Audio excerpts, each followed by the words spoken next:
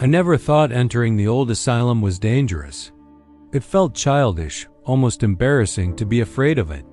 The building had been shut down for decades, according to everything we could find.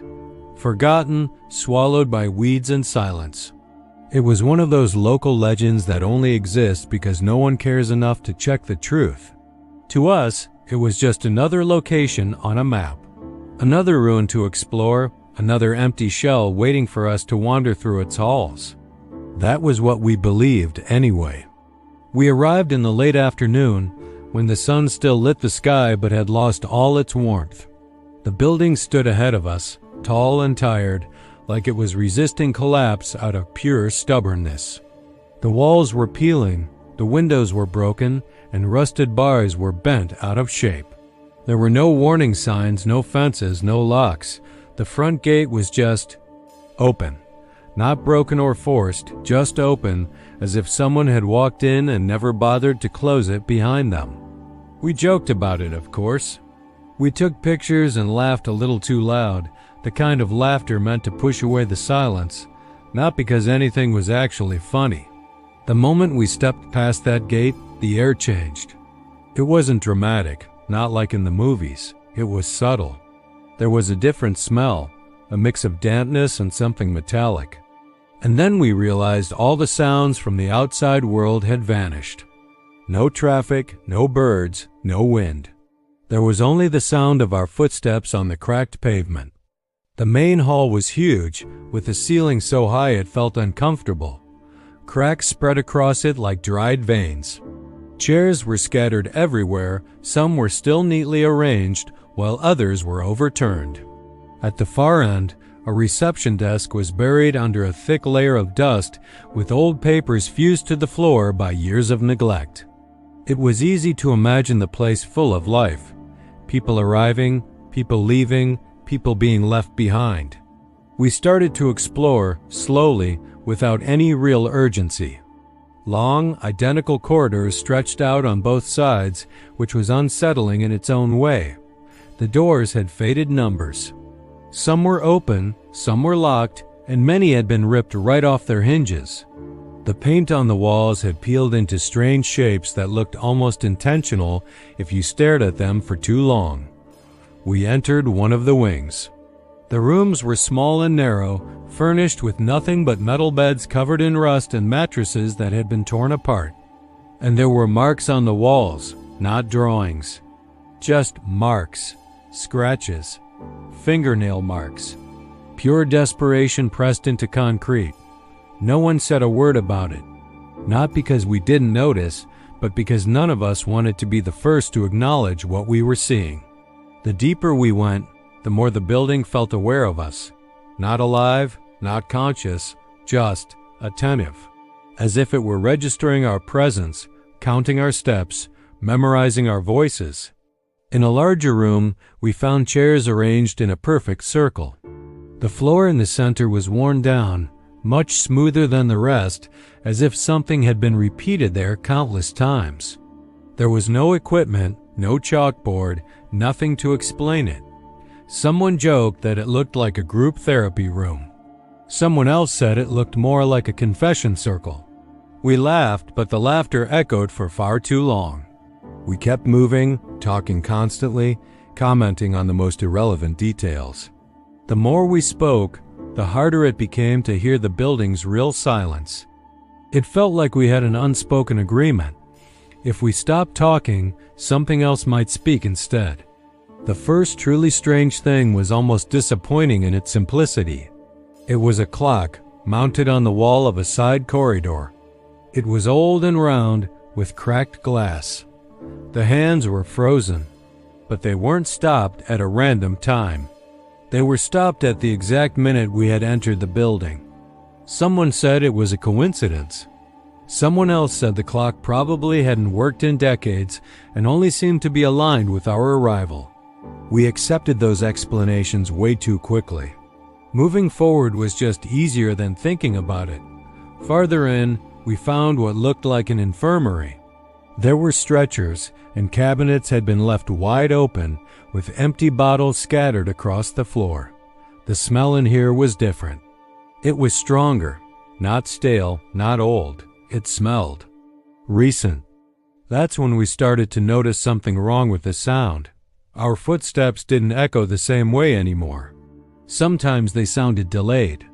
Sometimes they seemed to come from the wrong direction. At one point, I stopped walking completely, but still heard one more footstep right behind me. No one commented on it. Not until someone quietly asked if we had brought anyone else with us. We hadn't. That's when the doors started closing. Not all at once and not violently. Just the slow, metallic groan of hinges meeting frames. A door somewhere behind us. Another one farther away. We told ourselves it was the wind, the structure settling, an old building adjusting to the temperature change. But there was no wind, and the building seemed far too interested in keeping us inside. We headed toward the stairs leading to the upper floor. They creaked under our weight but felt strangely solid, almost reinforced, as if someone expected people to use them regularly. The second floor felt different. The air was heavier. Breathing took more effort. The walls seemed closer, the corridors narrower, even though we knew that was impossible. And that's where we found the notebook. It wasn't old, it wasn't moldy, it wasn't damaged at all. It was just resting on a desk open. The pages were filled with names, hundreds of them. Some were crossed out, some were circled. Some were written again and again, as if someone was terrified of forgetting them. And then I saw it. One of the names on the page was mine. The silence that followed was absolute. No jokes, no nervous laughter, no easy explanations. We just closed the notebook and stepped away from it as if touching it had already been a mistake we couldn't undo. That was when we realized we weren't all together anymore. We started calling out to each other. Our voices sounded wrong, like the building was swallowing part of the sound before spitting it back out. Replies came from impossible directions, from distances that made no sense. When we finally managed to regroup, something was off. One of us couldn't remember how they had gotten separated. Another swore they heard someone calling them by their childhood nickname. Someone else just started crying without even knowing why. And then the whispers began. They were low and close, but never clear enough to fully understand. Just fragments. Words, names, dates, diagnoses. Something worse than fear settled in. It was doubt. Doubt about where we were. Doubt about how long we had been there. Doubt about who had actually entered the building with us. Some of the corridors began to feel familiar.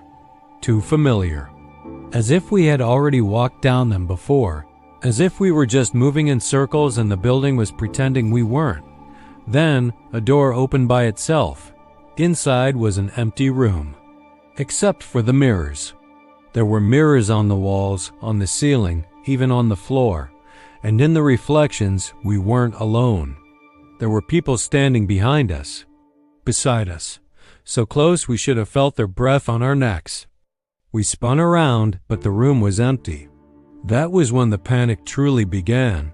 It wasn't explosive, there was no screaming. It was quiet. The slow, terrifying realization that the asylum wasn't abandoned. It just didn't need staff anymore. We ran. We ran for the exit, for the main entrance we had come through. But it was gone. In its place was a smooth, unbroken wall. No cracks, no marks, no sign that a door had ever existed there at all. And that's when we finally understood. We hadn't entered the wrong place. We had just entered at the wrong time. The asylum was still operating. Thank you for watching. If you enjoyed this story, be sure to like, subscribe, and turn on notifications so you don't miss the next one. Stay safe out there. I used to believe that real life didn't give warnings, that horror stories exaggerated things, that no one simply woke up one day knowing something was wrong. I believed fear arrived suddenly, loudly, with screams and shadows and blood. I was wrong. Fear is quiet. Fear is polite. Fear waits until you are already inside. I don't think it started at the wedding. That's just where it became impossible to ignore. If I'm honest, the beginning probably came earlier, hidden in small details I chose not to question.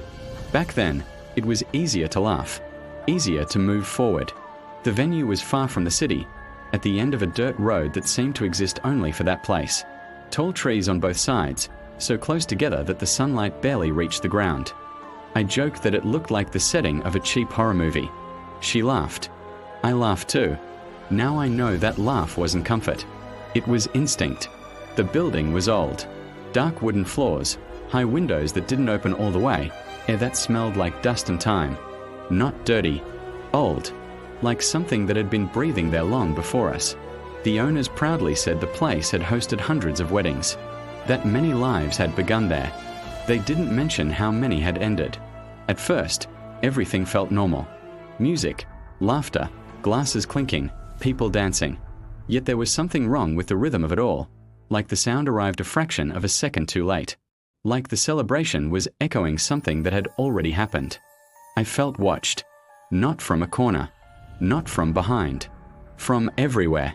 The walls, the floor, the empty spaces between people. That feeling you get when you walk into a room and realize a conversation stopped just before you arrived. During the vows, when I held her hand, I felt a sudden cold. Not nerves. Not fear. It was like touching something that didn't belong to the present.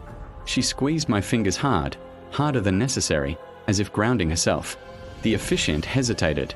He cleared his throat, looked down at the paper, then back at us, confusion flickering across his face.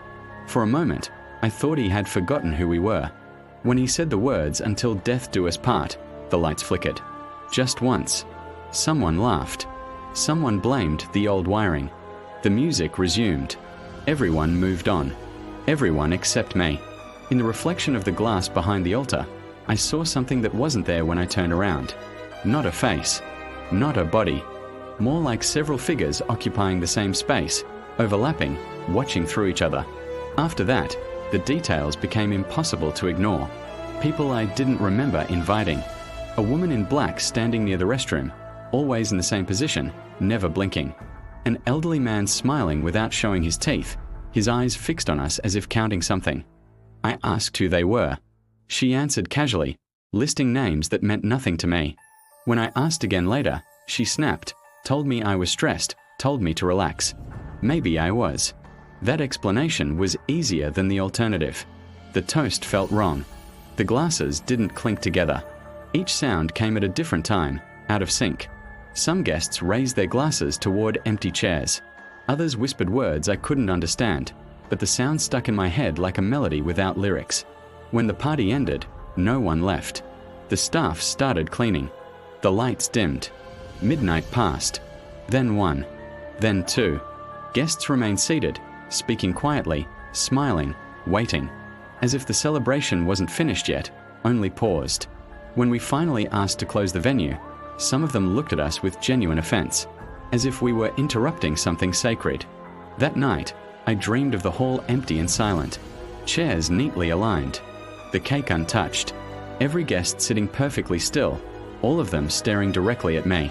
When I woke up, the bedroom smelled like wine. The first week after the wedding, we heard footsteps at night, always at the same hour, the hour the party should have ended. Footsteps in the hallway, chairs scraping against the floor, glasses touching. She said she heard nothing, but she stopped leaving the bedroom after dark. The second week, we found muddy footprints in the living room. Not ours. The third week, the whispers began. They came from the walls, the floor, the silence between thoughts. Not clear voices, but I understood them anyway. They said our names. Slowly, carefully, like checking attendance. It was her idea to leave, to move to another city, to start over, to pretend everything had been stress, exhaustion, imagination. I agreed too quickly. Deep down, I already knew the house no longer belonged to us. The new city was small, quiet, too quiet. We rented a white house that smelled like fresh paint and emptiness. The first night passed without dreams. The second night, we heard music. It wasn't outside. It wasn't inside. It came from below, as if there was a basement that didn't exist. She started crying and couldn't explain why. On the third day, I realized something far worse. The people in town recognized us. They greeted us by our married name. They congratulated us again, said they loved the party, asked when the next one would be. I had never seen them before. In the town square, there was a bulletin board. Among job listings and lost pets, there was an old, yellowed poster, a photograph of the wedding hall, of our wedding, with a date that wasn't right, with our names written in a way that felt familiar but wrong, like remembering a dream. That night, she told me she couldn't remember her mother's face. She said when she closed her eyes, she saw long tables, chairs filling themselves one by one. She said she missed people she had never met. I woke up to find her sitting on the edge of the bed, wearing her wedding dress. In the mirror behind her, there were others, adjusting the veil, straightening my suit, smiling patiently. I tried to run. I tried to scream. I tried to leave the city. But parties don't end when the guests are still arriving. Now I'm sitting at a table that stretches farther than it should. Music plays softly. Laughter surrounds me. Glasses are raised. They tell me it's our day again. They tell me it always was. And somewhere deep inside me, something agrees.